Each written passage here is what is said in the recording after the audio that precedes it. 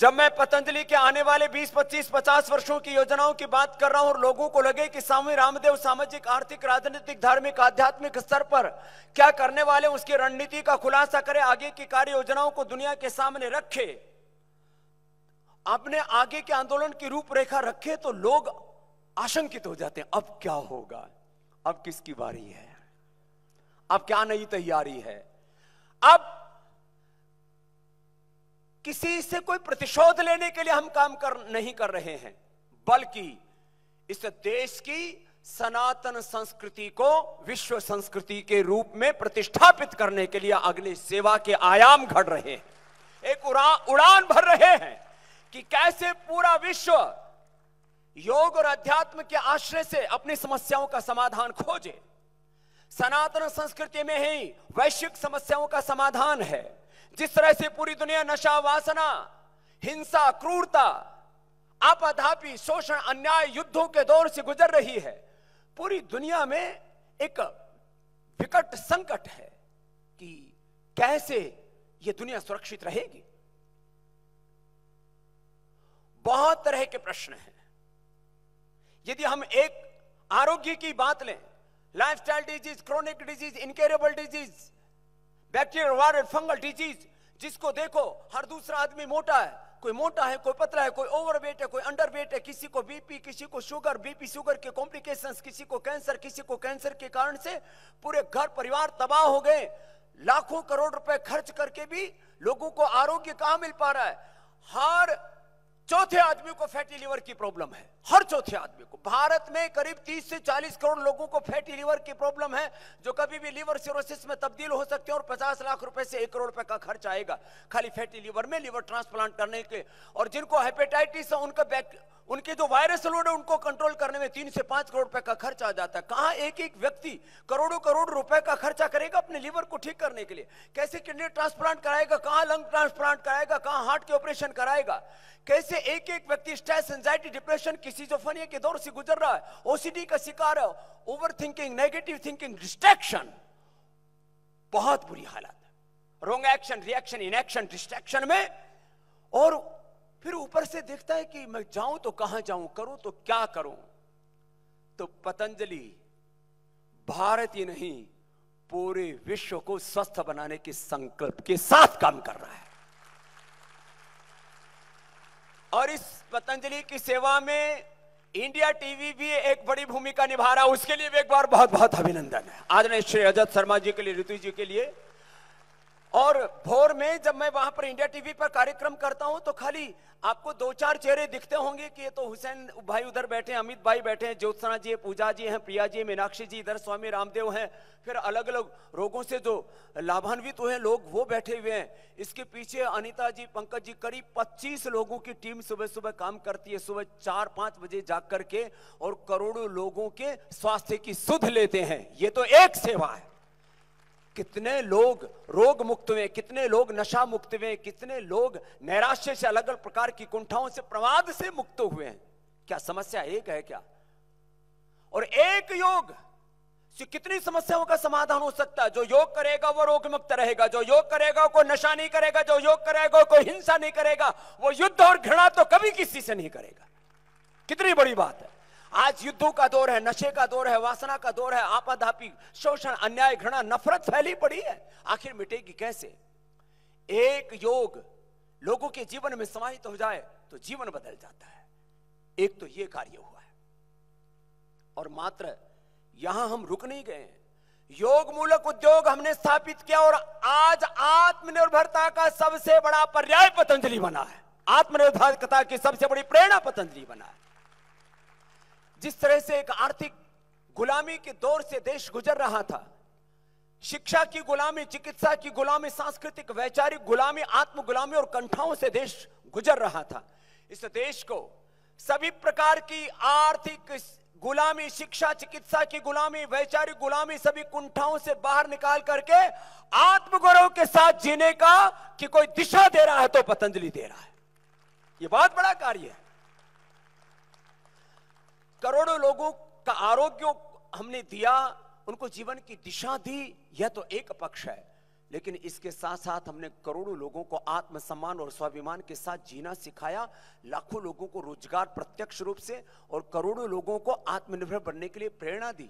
आज करीब 5 लाख लोगों को पतंजलि से रोजगार मिलता है, तो आने वाले समय में 5 लाख से ज्यादा लोगों को और रोजगार पतंजलि उपलब्ध कराएगा। बेरोजगारी, महंगाई, गरीबी, भूख, शोषण, बात समस्याओं का एक पूरा दौर है।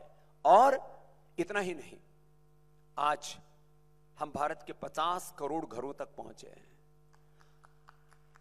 आजाद भारत के इतिहास में पहला पतंजलि स्वदेशी ब्रांड है जो 50 करोड़ घरों तक पहुंचा, आगे 100 करोड़ से ज्यादा घरों तक, और 100 करोड़ से ज्यादा घरों तक और 100 से ज्यादा दुनिया के देशों तक पहुंचने का हमारा लक्ष्य है। वोकल फॉर लोकल, और लोकल को ग्लोबल कैसे बनाया जाता है ये पतंजलि करके दिखाएगा और देश में एक जज्बा जगाएगा कि हम भी ऐसा कर सकते हैं। नहीं तो लोग ऐसा सोचते थे, यहां तो एमएनसीज के ही साबुन, शैम्पू, टूथपेस्ट, स्किन पाउडर बिकेंगे, विदेशी कंपनियों के मोबाइल, ऑटोमोबाइल बिकेंगे, इस देश में तो विदेशी हमारे सिर पर राज करेंगे, हमारे दिल दिमाग पर राज करेंगे। अभी हमें बहुत बड़े बड़े साम्राज्य खड़े करने हैं अपने संकल्प से, अपने पुरुषार्थ से, पुरुषार्थ की पराकाष्ठा से, पूर्ण विवेक से, पूर्ण निष्ठा से, पूर्ण पुरुषार्थ और परमार्थ की भावना से, पूर्ण पराक्रम के साथ। बिना शौर्य और पराक्रम के बड़े कार्यों का निष्पादन नहीं हो सकता। कायर, कमजोर और बुज़दिल लोग कभी भी जिंदगी में बड़ा काम नहीं कर सकते। वो गुलामी कर सकते हैं, वो किसी का अंधानुकरण कर सकते हैं, वो किसी के लिए तालियां बजा सकते हैं, वो मात्र जो है वो भीड़ का हिस्सा हो सकते हैं। मैं भारत के एक एक नागरिक को भीड़ का हिस्सा होता हुआ नहीं देखना चाहता। मैं भारत के एक एक व्यक्ति को इस रूप में जगाना चाहता हूं कि एक एक व्यक्ति का उठे, मैं रामकृष्ण का वंशज हूं, मैं भारतवंशी हूं, मैं गौतम कणाद, जैमिनी, पाणिनि, पतंजलि की परंपराओं का वंशधर हूं। मैं इस दुनिया में एक नया इतिहास गढ़ने के लिए पैदा हुआ। यह भाव चेतना जब जन जन में जगेगी तो देश आगे बढ़ेगा। हम भारतीय शिक्षा बोर्ड से मात्र पतंजलि गुरुकुलम, आचार्य कुलम को ही जोड़ने वाले नहीं है। हमारा सपना है हम भारत के कम से कम 1 लाख विद्यालयों को जोड़ेंगे और कम से कम 10 करोड़ से ज्यादा विद्यार्थियों को राष्ट्र के निर्माण के लिए खड़ेंगे। 1 लाख से ज्यादा विद्यालयों को भारतीय शिक्षा बोर्ड से जोड़ करके उनको वैदिक शिक्षा के साथ आधुनिक शिक्षा दे करके, सनातन और नूतन का संगम करके हमारे बच्चे साइंस है, टेक्नोलॉजी, इनोवेशन, इन्वेंशन है, आर्टिफिशियल इंटेलिजेंस है, साइंस, कंप्यूटर के साथ साथ अपना वैदिक मैथमेटिक्स, वैदिक फिजिक्स, वैदिक केमिस्ट्री, वैदिक नॉलेज, वैदिक विजडम और हमारा सच्चा इतिहास पढ़ें और उनके भीतर एक आत्मगौरव का भाव जगे और उनके भीतर ऐसा व्यक्तित्व, उनके भीतर ऐसा चरित्र और नेतृत्व का भाव। आने वाले इस समय जो सत्तासीन लोग हैं उनकी कुर्सी, सिंहासन कोई खतरा ना हो, इसलिए मैं 15-20 वर्षों के बाद के भारत की बात कर रहा हूं। आने वाले 15-20 वर्षों के बाद के भारत का नेतृत्व भी कोई करेगा तो पतंजलि से तैयार हुए बालक करेंगे। विधायिका में, कार्यपालिका में, न्यायपालिका में, मीडिया में, समाज जीवन कार्य क्षेत्र में और देश ही क्यों, ऋषि सुनक की तरह पूरी दुनिया में भारत के बालकों का नेतृत्व हो, भारत के युवाओं का नेतृत्व हो, भारत की प्रतिभाओं का नेतृत्व हो, क्यों ना हो। और ऐसा भाव, ऐसा शौर्य, ऐसा संकल्प, ऐसा स्वाभिमान कहां से जगता है? शिक्षा और संस्कारों से। 1 लाख से ज्यादा विद्यार्थियों की क्षमता वाला आवासीय ग्लोबल पतंजलि विश्वविद्यालय, ग्लोबल पतंजलि यूनिवर्सिटी करीब 2 से 3 हजार एकड़ में बना रहे हैं। करीब ये सारा प्रोजेक्ट करीब 25-30 हजार करोड़ रुपए का होगा। करीब आने वाले 20-25 सालों में 25 से 50 हजार करोड़ रुपए हम एजुकेशन सिस्टम को अच्छा बनाने के लिए खर्च करेंगे। पूरी दुनिया को शिक्षा की एक नई दिशा मिले, शिक्षा की नई दिशा मिलेगी भारतीय शिक्षा बोर्ड से, पतंजलि विश्वविद्यालय से, और चिकित्सा को पूरे विश्व को नई दिशा मिलेगी पतंजलि वेलनेस के माध्यम से। WHO पूरी दुनिया को रोग मुक्त बनाने में असमर्थ है।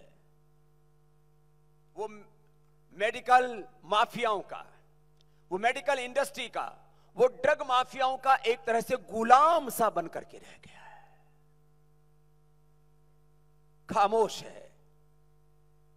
गजब की बात है, सारी दुनिया को ये बताया जा रहा है कि कोई बीमारी ठीक नहीं हो सकती, BP, sugar, thyroid, asthma, arthritis, थोड़ा तनाव भी जाए, स्ट्रेस भी जाए, गैस, कब्ज, एसिडिटी का भी इन WHO वालों के पास कोई सॉल्यूशन नहीं है।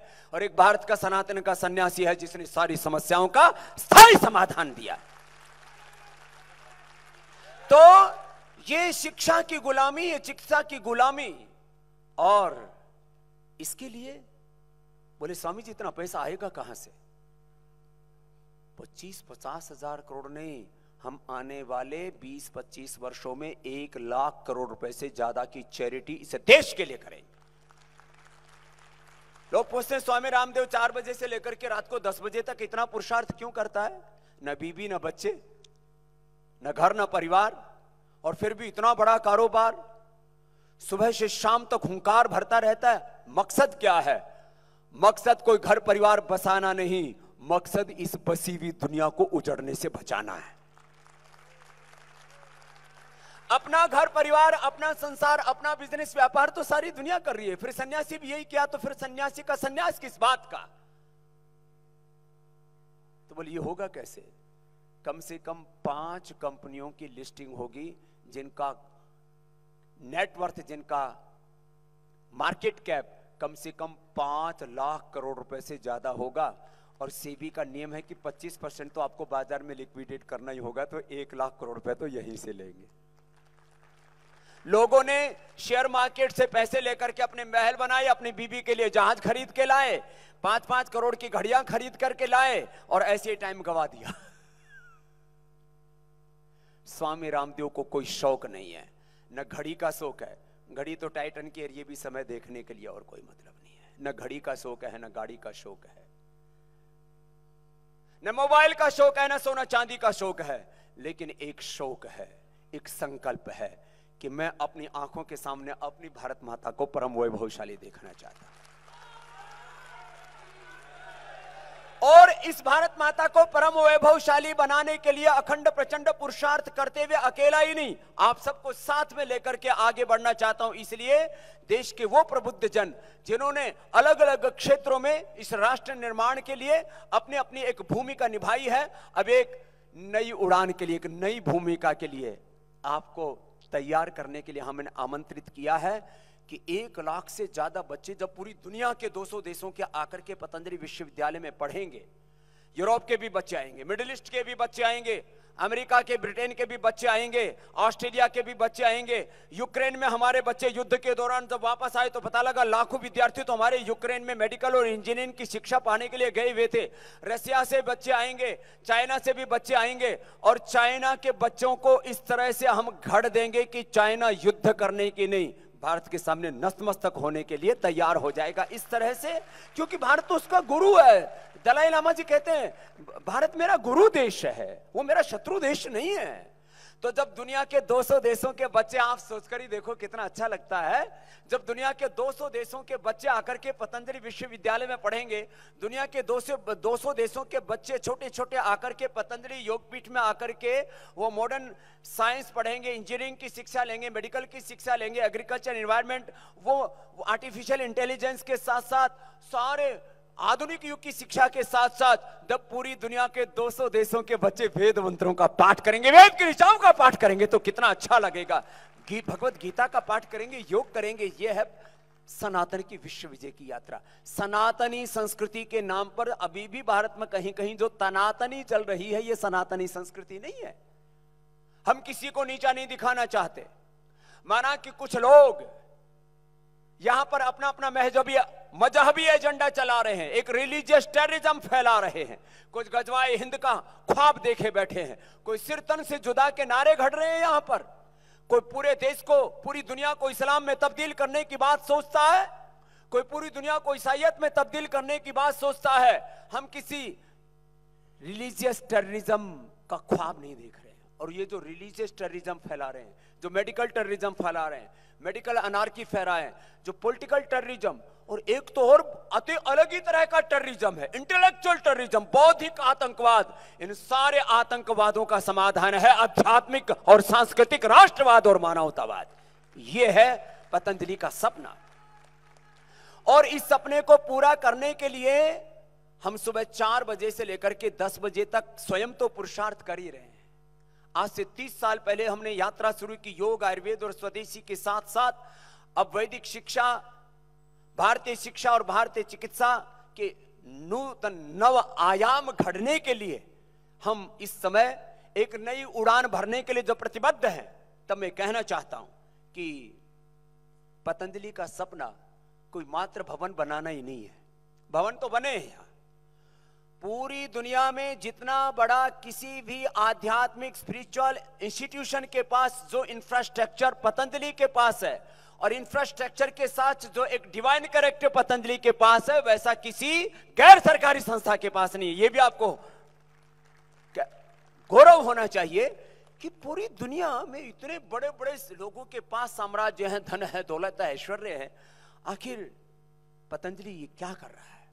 तो पतंजलि एक नए विश्व के, एक नई दुनिया के, एक न्यू एजुकेशन सिस्टम के, न्यू मेडिकल सिस्टम के, एक न्यू सोशल सिस्टम के, एक डिवाइन पॉलिटिकल सिस्टम के, एक ऐसे सपने के साथ काम कर रहा है पतंजलि कि जहां पर पूरा विश्व एक परिवार भाव से एक दूसरे के साथ जुड़ जाए और सब प्रकार के भय, सब प्रकार की भ्रांतियों से, सब प्रकार के जो विघटनवादी जो सोच हैं, जो कुंठाएं हैं, उनसे देश बाहर निकले। अब इसके लिए मात्र एक अकेला व्यक्ति तो कार्य नहीं कर सकता, इसके लिए सबको थोड़ा थोड़ा अपने अपने हिस्से का पुरुषार्थ करना पड़ेगा। मैंने ये संकल्प लिया है कि मैं अकेला योग नहीं करूंगा, तो आज मेरे साथ सुबह उठ करके कम से कम 10-20 करोड़ लोग मेरे साथ योग करते हैं।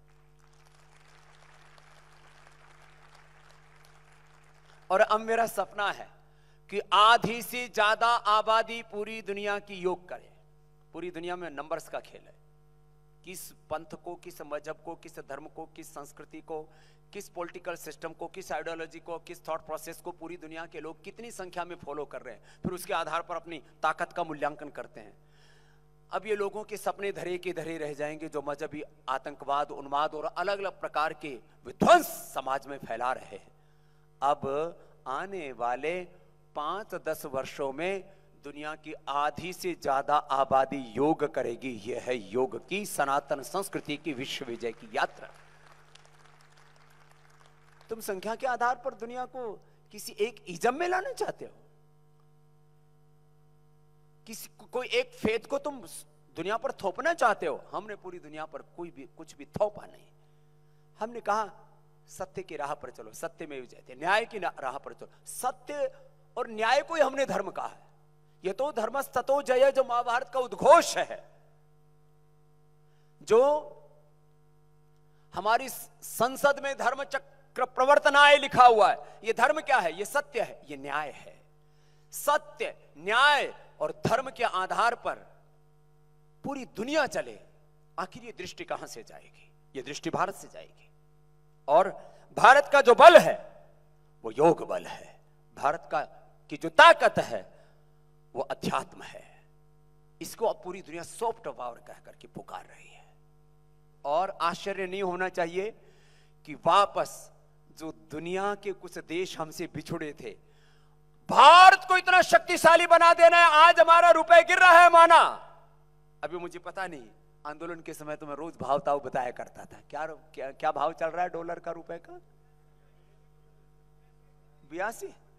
कुछ कह रहे हैं कि जी 83, 85, कहीं 90 और 100 ना हो जाए। लेकिन आज रुपए का भाव गिर रहा है, पूरी दुनिया में चिंता है। क्यों? कोई अमेरिका कोई बहुत ज्यादा उत्पादन कर रहा है, कोई इसकी जीडीपी बहुत अच्छी है, कि वहां ग्रोथ रेट बहुत अच्छा है, कि वहां इन्फ्लेशन कम है, ऐसा नहीं है।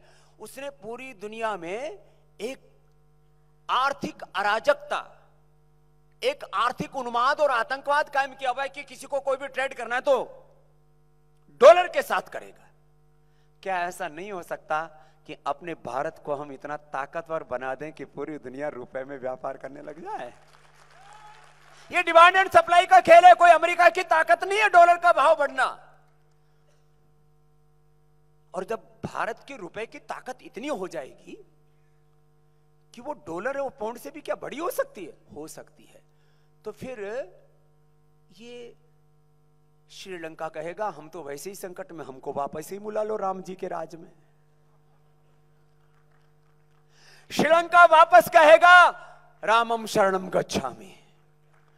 ये म्यांमार वर्मा भी कहेगा हमारे यहां पर भी बहुत संकट है, राजनीतिक अस्थिरता है वहां, पॉलिटिकल अनार्की जैसी हालत है वहां पर।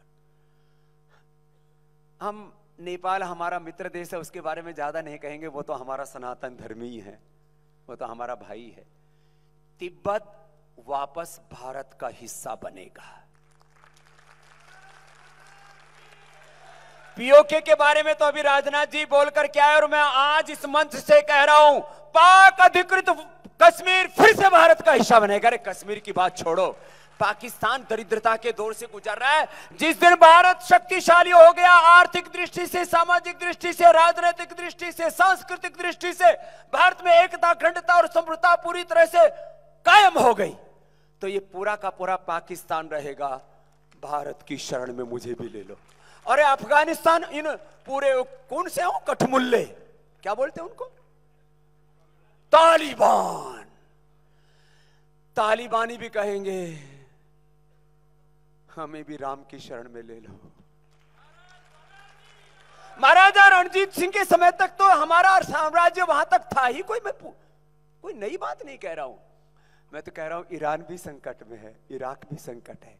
ईरान, इराक और मिस्र तक भारत की दोबारा से शरण में आ जाए कोई आश्चर्य की बात नहीं, लेकिन राजनीतिक बल पर नहीं, अध्यात्म के बल पर। और एक तरफ भारत की आध्यात्मिक शक्ति बढ़ानी है और देश के 140 करोड़ से ज्यादा लोगों के हाथों को हमें सृजन में लगा करके भारत को आर्थिक दृष्टि से भी इतना ताकतवर बना देना है कि भारत के रुपए जब डॉलर पाउंड से ज्यादा मजबूत हो जाएगा तो मैं वापस कह रहा हूं खंड खंड हुआ जो पुराना भारत है वो अखंड भारत फिर से बन जाएगा। फिर ये मंगोलिया, इंडोनेशिया, ये कंबोडिया, फिर ये जावा, सुमात्रा, ये सारे जो है ना, सारे देश फिर भारत की शरण में आ सकते हैं। मैं कोई ख्वाब नहीं दिखा रहा हूं, मैं सपने दिखाने वाला नहीं, मैं सपनों को धरती पर आकार देने वाला व्यक्ति हूं। हमने सपनों को आकार दिया है। अपनी वीर वीरांगनाओं ने, अपने ऋषि ऋषिकाओं ने जो सपने देखे थे, जो सपने थे चंद्रशेखर, राजगुरु सुखदेव, भगत सिंह के, महाराणा प्रताप के, छत्रपति शिवाजी महाराज के, जो सपने थे स्वामी विवेकानंद और महर्षि दयानंद के, उन सपनों को हमने पूरा किया है और उनको आगे अभी और पूरा करना है। इसके लिए सभी दिशाओं से देश को उन्नत बनाना पड़ेगा। कृषि के क्षेत्र से भी देश को उन्नत बनाना पड़ेगा। कृषि इस देश की जीवन धारा थी, कृषि परंपरा और ऋषि परंपरा इस देश की संस्कृति थी। कृषि आजीविका थी, ऋषि परंपरा हमारा जीवन थी। आज वो कृषि और ऋषि की संस्कृति कहां थोड़ी, उसका जो गौरव था वो धूमिल हुआ है, उसको पुनः प्रतिष्ठापित करना पड़ेगा। गौ माता कटती रहती है कत्लखानों में, खून खराबा होता रहता है। हम कहते हैं गौ माता की जय, गंगा माता की जय, गायत्री वेद माता की जय, भारत माता की जय, रामकृष्ण की जयकार और हुंकार भरते रहते हैं ओम नमः पार्वती पते, हर हर महादेव की। लेकिन घर घर में क्या हो रहा है? आधे से ज्यादा हिंदुस्तान आंशिक रूप से मांसाहारी हो गया है। हमारा संकल्प है कि हम 25-50 किलो दूध देने वाली गाय की भी उन्नत नस्ल तैयार करके इस देश को देंगे। इस जीवन में मेरा संकल्प है कि 1 करोड़ से ज्यादा गौ माता तो ऐसी हम दे करके जाएंगे। ऐसा गोदान करेंगे। लोग गोदान करते हैं, जब तुम्हारी बेटी ब्याही जाती है तो गोदान करते हो ना, कन्यादान के साथ गोदान करते हो। फिर कभी कोई तुम्हारा बड़ा चला जाए संसार छोड़ के तो गोदान करते हो। भाई देखो, ना हमें कोई छोरी ब्यानी, ना हमें कोई पितरों का श्राद्ध करना, हम तो सन्यासी बन गए। लेकिन 1 करोड़ से ज्यादा उन्नत नस्ल की गोवंश को मैं दान करके जाऊंगा हिंदुस्तान के लिए, तब गोमाता बचेगी। तो ये जो संकल्प हैं, इन संकल्पों को आकार देने का काम पतंजलि कर रहा है। और कुछ लोग सोचते हैं कि राजनीति से ही बड़ा परिवर्तन आएगा। मैं कहता हूं राजसत्ता से नहीं, परिवर्तन तो सदा धर्म सत्ता से आएगा, शासन से नहीं, आत्म अनुशासन से ही दुनिया में परिवर्तन आता है। ये दुनिया का इतिहास साक्षी है। और भारत को तो शासकों ने बनाया ही नहीं, शासक तो ऋषि मुनियों की आज्ञा का पालन किया करते थे। शासक तो भगवान के प्रतिनिधि होकर के प्रजा की सेवा किया करते थे। भारत को किसी राजा महाराजा ने नहीं बनाया, भारत को बनाया भारत के ऋषि मुनियों ने। भद्रमिच्छन्त ऋष्य सर्वविदा तपो दीक्षाम उपनिषेदुरग्रे ततो राष्ट्रम बलमोजस्त जातम तदस्मै देवा उपसन्नमन्त। राजनीतिक बल से नहीं, अध्यात्म बल से, नैतिक बल से।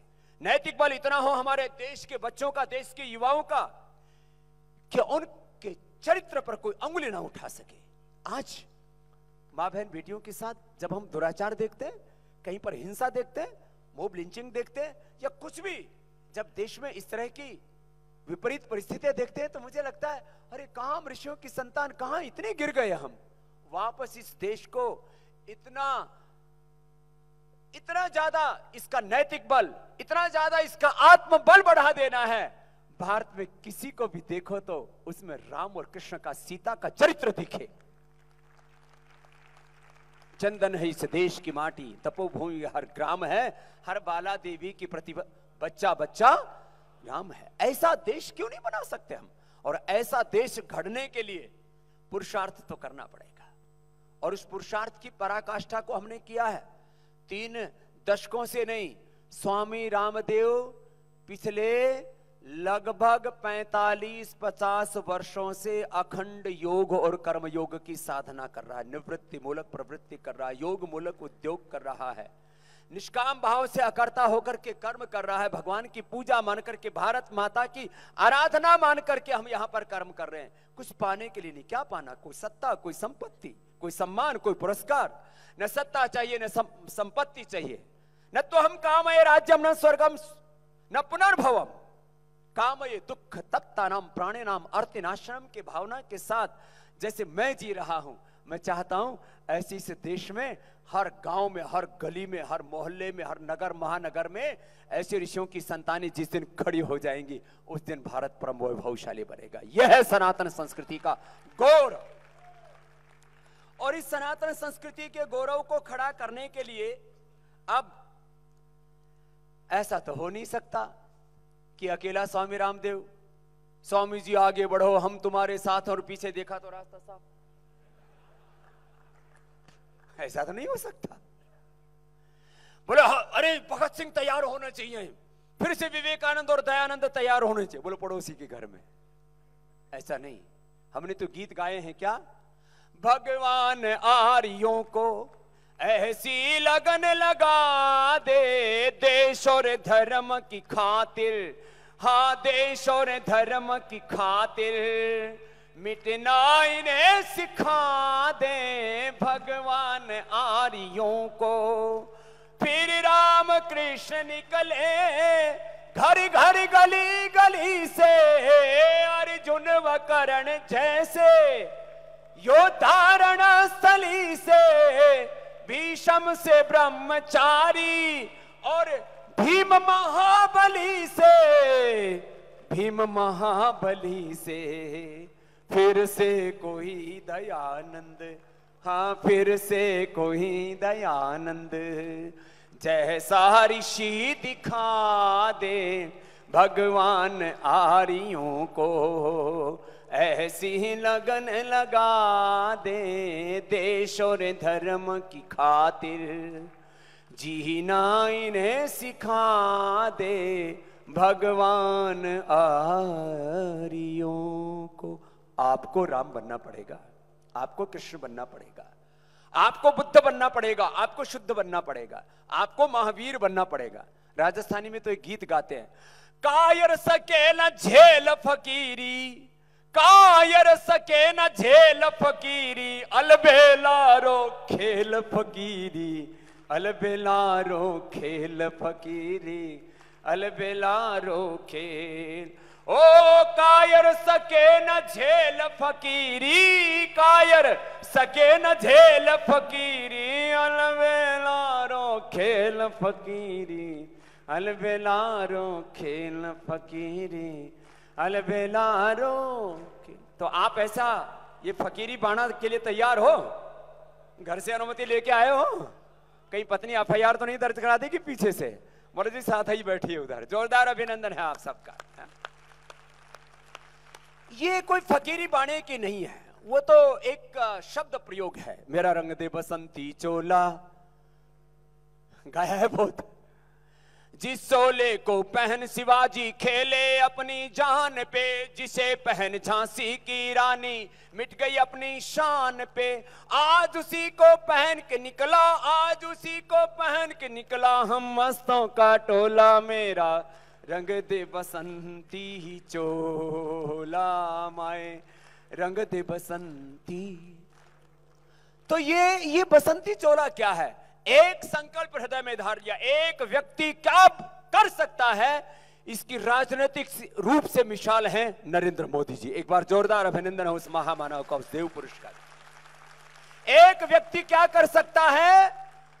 370 जिसको कभी नहीं सोचा था देश में कि यह हटेगा तो बोले देश में खून खराबा हो जाएगा, टुकड़े टुकड़े हो जाएंगे। किसी ने नहीं सोचा था कि देश में हमारी आंखों के सामने राम मंदिर भी बन पाएगा। बोले वहां तो मस्जिद बन गई। अरे मस्जिद क्या, ठीक है मस्जिद है बाकी जगह, लेकिन अयोध्या में मस्जिद का क्या काम? मक्का मदीना में बनाओ ना, खूब पूजो वहां। लेकिन अयोध्या में भी राम मंदिर बन जाएगा और यहां पर भी जहां बनी हुई बनाओ। हम किसी के पूजा स्थल का विरोध नहीं करते, लेकिन हमारी राम की भूमि में राम मंदिर नहीं होगा तो क्या मक्का मदीना में राम मंदिर बनवा दो, हम तो छोड़ देंगे। वेटिकन सिटी में बनवा दो। अयोध्या में राम मंदिर भी बन जाएगा। अभी तो वक्त आने वाला है, समान नागरिक संहिता पहले उत्तराखंड में फिर देश में लागू होने वाला है। ये शौर्य, ये राजनीतिक वीरता, साहस का कार्य यदि मोदी जी ने किया है और इसको एग्जीक्यूट करना भी बहुत साहसिक कार्य था, उसके लिए अमित शाह जी का भी अभिनंदन बनता है। जरा और जोर से बनता है, ऐसे माड़े माड़ी ताली मत बजाओ। काम ठाड़े ठाड़े। तो वही शौर्य, वो वीरता कि राजनीतिक रूप से जो साहस चाहिए, इस समय सत्ता में वो साहस है, वो शौर्य है, वो वीरता का भाव है। और सत्ता सनातन संस्कृति की वैश्विक प्रतिष्ठा के अनुकूल है।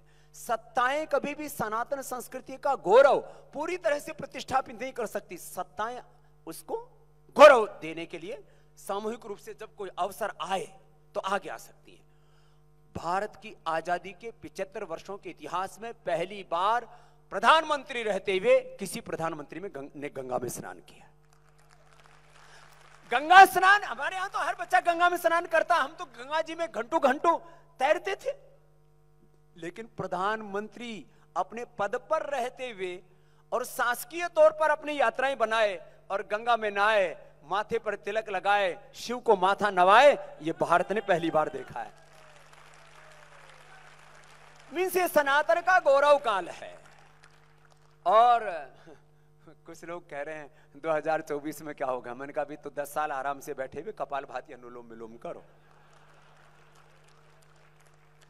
अभी राज तिलक तुम्हें होने वाला है नहीं, पहले अपना योग ठीक कर लो, फिर राजयोग की सोचना। लोग कहते थे योग से क्या होता, मैंने कहा योग करोगे तो मोदी जी की तरह चाय बेचने वाले का बच्चा प्रधानमंत्री बन गया। योग का बल है, योग का बल है।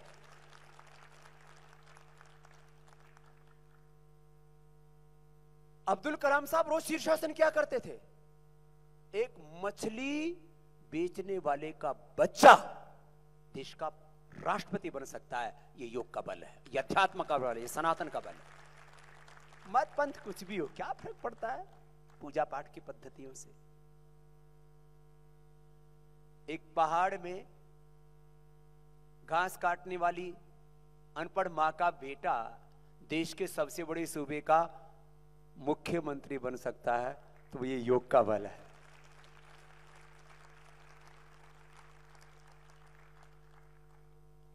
जिसको इस अब थोड़ा सा मामला ज्यादा राजनीतिक ना हो जाए, बड़ा खतरनाक मामला, नई हेडलाइन बन जाएंगे। जिनको खून का सौदागर कह करके आजीवन जेल की सलाखों के पीछे देखने का सपना देखा था, जिनको प्रांत बदर कर दिया गया था और जेल में डाल दिया गया था, जब वो देश के गृह मंत्री बने तो चिदंबरम की भी चिलम भर दी। मैं कोई राजनीतिक प्रतिशोध की बात नहीं कर रहा हूं, बात यह कह रहा हूं कि ये जो कालखंड है ये सनातन का गौरव काल है, ये भारत का गौरव काल है, ये सत्य का, धर्म का, न्याय का गौरव काल है। अब इसमें अपने अपनी भूमिका, यदि गांव का एक एक व्यक्ति ये सोच लेगा कि मुझे अपने गांव को योगमय बनाना है, मैं एक एक व्यक्ति को, एक एक परिवार को योगमय देखना चाहता हूं, पूरे भारत को योगमय देखना चाहता हूं। जब सुबह उठ करके भारत की सैटेलाइट में फोटो आए तो कम से कम 100 करोड़ से ज्यादा सुबह उठ करके योग करते हुए दिखे, ये मेरा सबसे बड़ा सपना है। और जब ये एक सपना पूरा हो गया तो फिर भारत तो बन गया। जो योग करेगा वो कांतिहीन, शौर्य, वीरता से हीन नहीं हो सकता, तेजहीन नहीं हो सकता, वो तेजस्वी होगा। जो योग करेगा वो रोगी नहीं होगा, जो योग करेगा वो निस्तेज नहीं होगा, जो योग करेगा वो हिंसक क्रूर नहीं होगा, जो योग करेगा वो दरिद्र नहीं होगा। स्वामी रामदेव यदि योग न करता, मैं तो अनपढ़ माँ बाप के घर में पैदा हुआ, गवर्नमेंट स्कूल में पढ़ा, गुरुकुल में पढ़ा, अरे ये तो अच्छे दिन आ गए गुरुकुल वालों के भी, हिंदी बोलने वालों के भी, संस्कृत बोलने वालों के भी। नहीं तो कहते थे बड़े बड़े कोई सामाजिक, आर्थिक, राजनीतिक साम्राज्य कॉन्वेंट स्कूलों में पढ़े हुए खड़े कर सकते हैं, अब उनकी सबकी सामत आई हुई, सांप सा सूंघा हुआ है, ये क्या हो गया। अब तो संस्कृत बोलने वाले, हिंदी बोलने वाले, सामान्य घरों में पैदा होने वाले बड़े बड़े साम्राज्य खड़े कर रहे हैं। मैंने कहा वो वक्त चला गया जब राजे महाराजाओं का दौर था। हमने 70-75 साल पहले ही देखा कितने रियासतें खत्म हो गई। जिस ब्रिटेन का साम्राज्य पूरी दुनिया में छाया हुआ था, अब उस पर भी भारत के एक बेटे का राज तिलक हो गया है। एक नए दौर से देश और दुनिया गुजर रही है। ये कुछ प्रतीक हैं, ये कहने के लिए कि आप में प्रतिभा है तो आप पूरी दुनिया में सफलता के नए झंडे गाड़ सकते, नए साम्राज्य खड़े कर सकते हैं। और एक क्षेत्र में नहीं, सामाजिक क्षेत्र में, आर्थिक क्षेत्र में, राजनीतिक क्षेत्र में, शिक्षा चिकित्सा के क्षेत्र में, आईटी के क्षेत्र में। आईटी के क्षेत्र में तो आज भी भारत महाशक्ति है। योग और अध्यात्म में तो आज भी हम विश्व की महाशक्ति हैं। तो फिर ये अर्थ में भी क्यों नहीं आते? हम अर्थ में भी आएंगे, एक समर्थ भारत बनाएंगे, एक समर्थ दुनिया बनाएंगे, और बिना किसी प्रतिशोध के, बिना किसी वैर वैमनस्य के, विद्वेष के। क्यों? क्योंकि योग का बल, अध्यात्म का बल, वो हमारी संस्कृति की मूल आत्मा है। ये हमारा केंद्र है। योग हमारा केंद्र है। परिधि में उद्योग है, उत्कर्ष है, उन्नयन है, आरोहण है। इस भाव चेतना के साथ हमें आगे बढ़ना है, और यही कार्य पतंजलि कर रहा था। 30 सालों में तो हमने अभी आधारशिला तैयार की थी, अभी तो राष्ट्र निर्माण और युग निर्माण का भवन खड़ा करना है। अपने पुरुषार्थ से इसके लिए आपको आमंत्रित किया।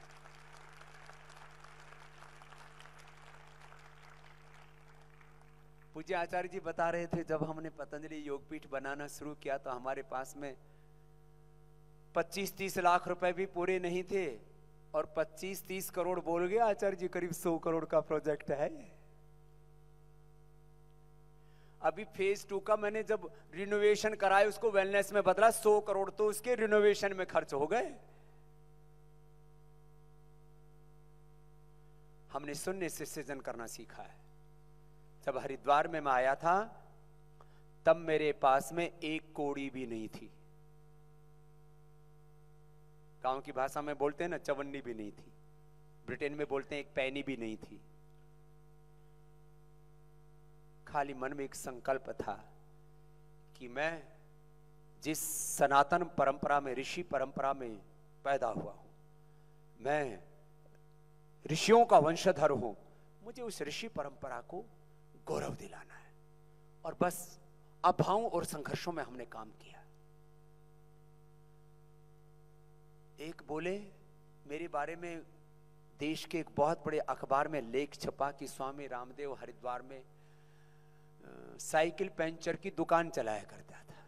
मैंने कहा भाई पंचर की दुकान तो नहीं चलाई, लेकिन पहली बार हमने साइकिल चलाई थी उधार लेके, अपने पैसे थे ही नहीं। तो एक पूज्य स्वामी अमलानंद जी थे, उन्होंने हमको साइकिल दी थी, तो हम चला रहे थे साइकिल। आचार्य जी पीछे बैठे हुए थे, आगे कोई सामने से आ गया, वो लुढ़क गए। क्योंकि हमको साइकिल इतनी चलानी आती थी क्योंकि घर में साइकिल थी ही नहीं, स्कूटर तो हमने देखा ही नहीं कि दो तरफ पैर रखो और पैडल मारो साइकिल चल जाती हो, चल गई। बस इतना ही हमको पता है। फिर हमने पहली बार एक सेकंड हैंड स्कूटर खरीदा, और जहां हम रहते थे वहां इतना सन्नाटा था, पीछे चोर गुली कहते थे। वो हम अंदर गए, स्कूटर गायब। बोले इसीलिए तो चोर गली है। यहां जहां पतंजलि योगपीठ बनाया, मैं 30 साल पहले जब रुड़की से आया था हरिद्वार में, तब यहां वो कानबाई क्या बोलते हैं, कॉनवाई चलती थी। हमने कहा कानवाई क्या होता है?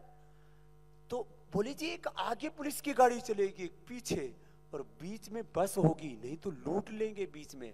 आज जहां रहते थे वो चोर गुली, अब वहां चारों तरफ रोशन है, चारों तरफ रोशन है।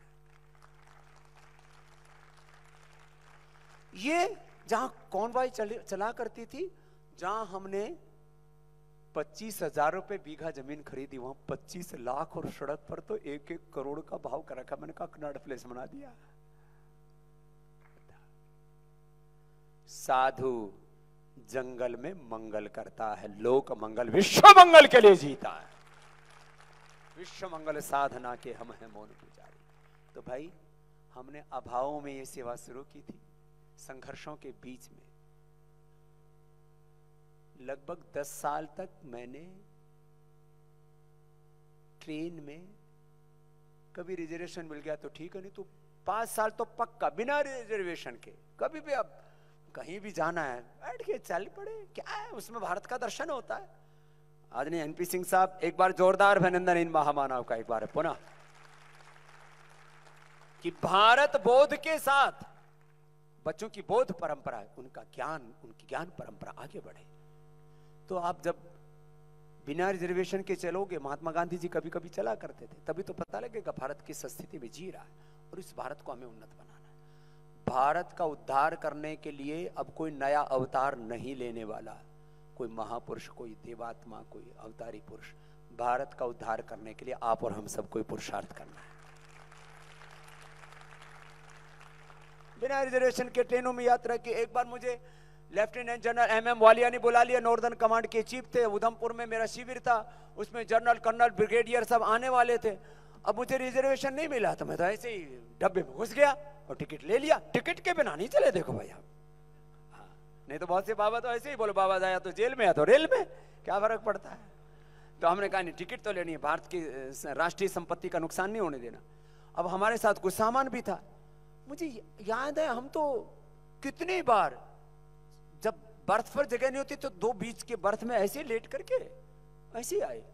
फिर जब उठे लोग तो जगह नहीं मिली, तो बाथरूम के सामने चले गए। जो रेलवे का बाथरूम होता है उसके सामने हमने रातें गुजारी हैं, और कभी महसूस ही नहीं किया कि कंफर्ट क्या है। जो कंफर्ट लेवल में जीते हैं वो दुनिया में कभी भी बड़े कार्यों का निष्पादन नहीं कर सकते।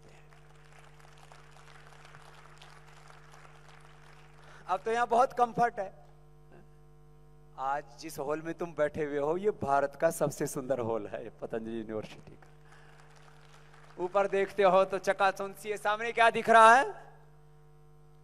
सामने राम दरबार। तो अभी राम दरबार ही देख रहे हो, अभी तो राम राज्य पूरा आने वाला है। सब नर करें परस्पर प्रीति चलें स्वर धर्म। नियत श्रुति नीति। चले स्वधर्म निरत श्रुति नीति, श्रुति के मार्ग पर संस्कृतेन गमे में मां श्रुतेन विराजित। ये भी कंफर्ट के लिए नहीं है। और आज भी मैं कैसे जीता हूं, जमीन पर सोता हूं, कोई पाखंड के लिए नहीं, खड़ाऊ पहनता हूं कोई पाखंड करने के लिए, कोई त्याग का प्रदर्शन करने के लिए नहीं, लेकिन मेरे ऋषियों ने मुझे सिखाया है कि वैयक्तिक जीवन में जब इस देश का सन्यासी और इस देश का शासक जब अपरिग्रह में जिएगा तब राष्ट्र परम वैभव को प्राप्त करेगा। दरिद्रता को हमने धर्म नहीं माना, लेकिन हमने कभी भी विलासितापूर्ण जीवन को शोहरत नहीं माना। हमारा शौर्य, हमारी वीरता, हमारा पराक्रम विलासिता में नहीं है। जीवन के लिए जो नितांत आवश्यकताएं हैं उनकी पूर्ति होनी चाहिए, राष्ट्र में वैभव होना चाहिए। लेकिन और इससे फायदा है, मैं आज से 20 साल पहले कहा करता था अमीर और गरीब दोनों की एक ही लाइफस्टाइल है। गरीब को घी खाने को मिलता नहीं, अमीर का कोलेस्ट्रॉल बढ़ जाता है। गरीब को लड्डू जलेबी इमरती रसगुल्ले मिलते नहीं, अमीर का में शुगर बढ़ जाता है।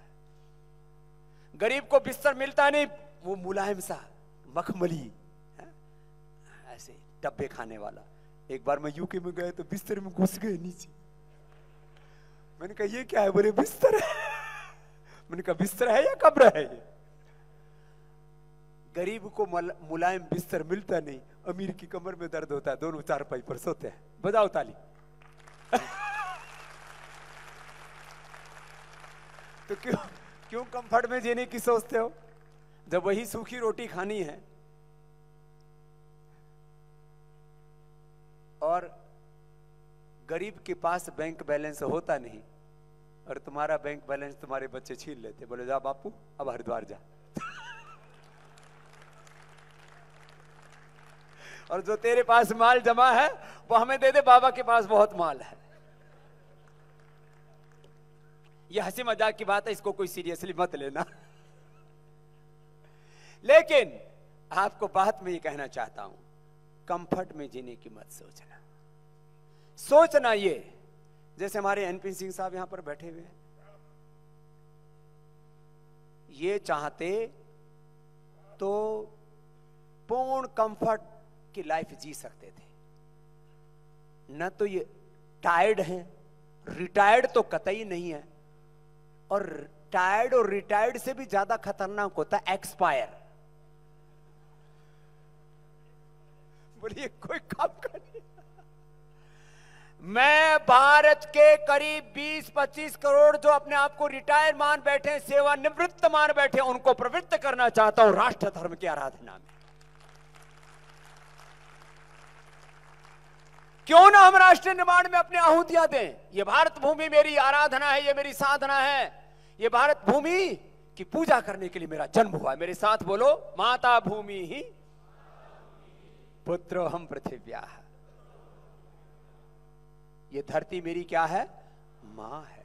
इसको उर्दू वाले क्या कहते हैं, मादरे वतन क्या कहते हैं, और अंग्रेजी वाले क्या बोलते हैं, मदरलैंड। सभी मदर मदर बोलते हैं, और फिर हम भारत माता की जय वंदे मातरम बोलते हैं तो घुर्राते हैं। लेकिन अब भारत माता की जय बोलने लग गए। वंदे मातरम भी आपने देखा 15 अगस्त के दिन मेरे साथ भारत माता की जय वंदे मातरम मुसलमान भी एक स्वर से बोल रहे थे। उनके लिए भी जोरदार अभिनंदन।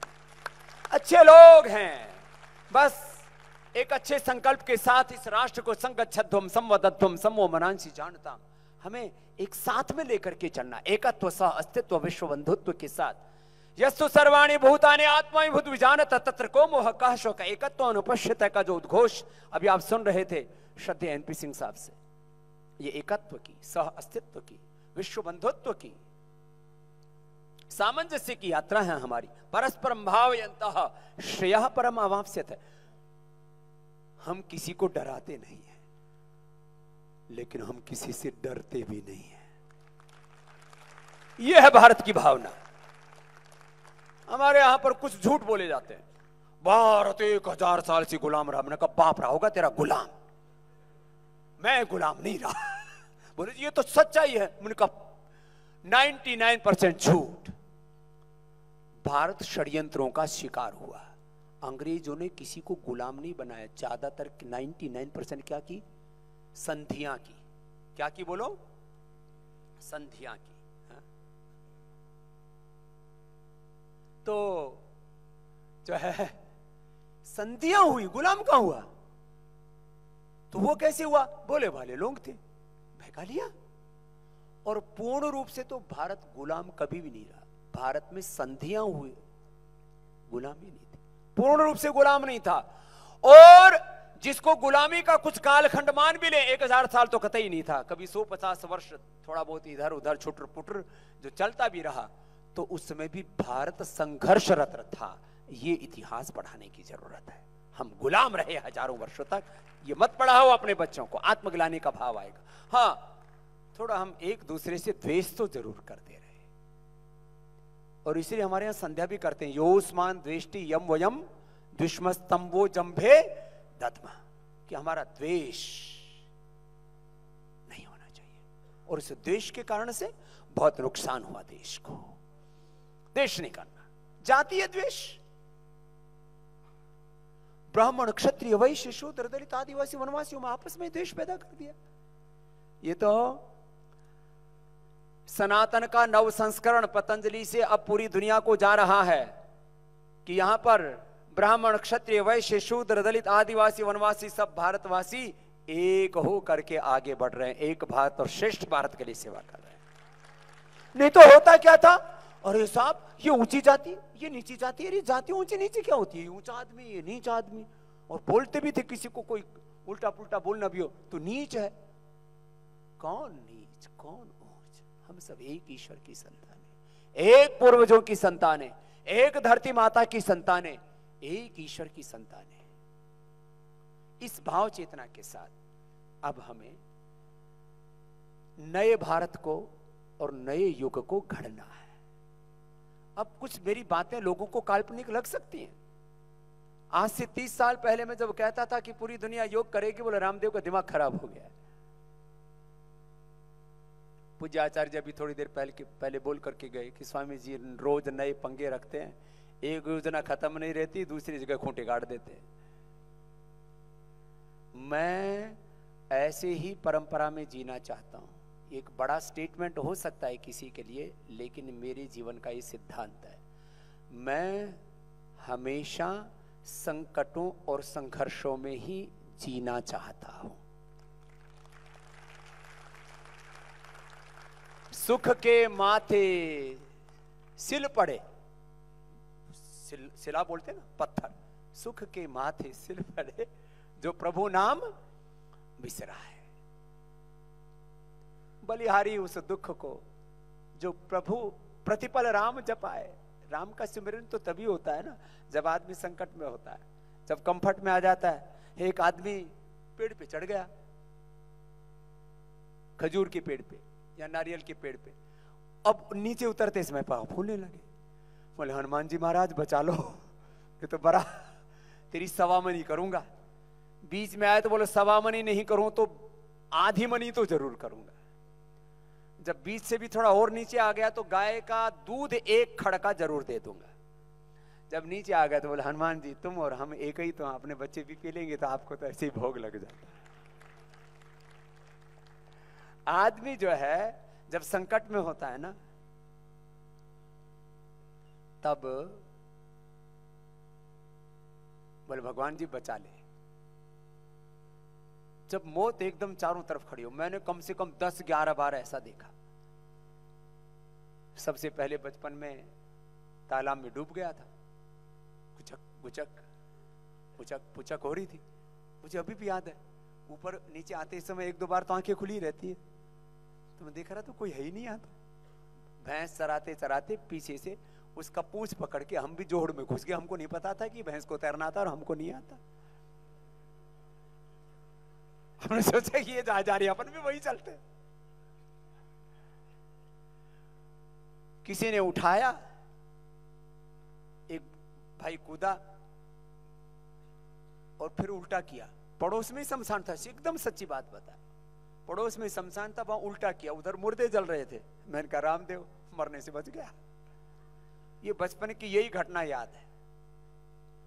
फिर तो कितनी घटनाएं हुई, और मैंने तो बचपन में ही ये तय कर लिया था, ये मेरा जीवन भगवान के लिए है।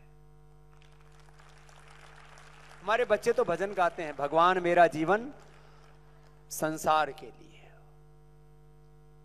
उपकार के लिए, अपने लिए क्या जीना। अच्छा, आप लोगों ने जी के भी देख लिया, बनड़ा बन के भी देख लिया। याद करो जरा अपने शादी ब्याह की वर्षगांठ को, बनड़ी भी बन के देख लिया, नाच गाने डांस भी करके देख लिए, खा पी करके भी देख लिया। कुछ पूर्ण शाकाहारी होंगे, किसी ने तो कुछ और भी खा पी के देख लिया होगा। बच्चे भी पैदा करके देख लिए। धी जवाई ले गए, बहुए ले गई ऊत, और तू तो रह, धी जवाई ले गए, बहुए ले गई पूत, और तू तो रह गई ऊत की ऊत। सब पंछी उड़ जाते हैं, फिर भजन गाते रहते हैं। कल भी मन अकेला था, आज भी अकेला है, जाने मेरी किस्मत ने कैसा खेल खेला। सब पंछी उड़ गए। ढूंढते हो तुम खुशबू कागजी गुलाबों में, प्यार सिर्फ मिलता है आजकल किताबों में। रिश्ते नाते झूठे हैं, बात का झमेला। मैंने कहा क्या हुआ? बोले सब पंछी उड़ गए। करता फिरता मेरा मेरी सांझ ढले उड़ जाना, पंछी रे ये देश बेगाना, पंछी रे ये देश बेगाना। जिनके संग तू झूला डाली होकर मस्त दीवाना, उड़ जाएगा हंस अकेला पिंजरा देख पुराना, पंछी रे ये देश बेगाना। तो क्या करना? छोड़ के पिंजरा उड़ जा पंछी, जीते जी मुक्त हो जाओ, जैसे सिंह साहब कह रहे थे। सब प्रकार के मोहों से, आकर्षणों से, प्रलोभनों से, आकांक्षाओं से मुक्त हो जाओ और अपने सामर्थ्य को सही दिशा में लगा डालो।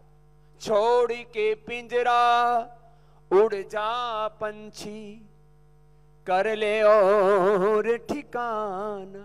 अब तेरा ठिकाना इधर है। छोड़ के पिंजरा उड़ जा पंछी, कर ले और ठिकाना।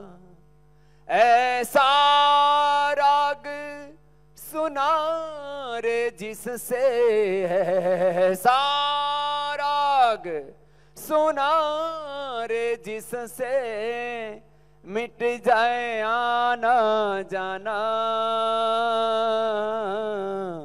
पंछी रे ये देश बेगाना, पंछी रे ये देश बेगाना।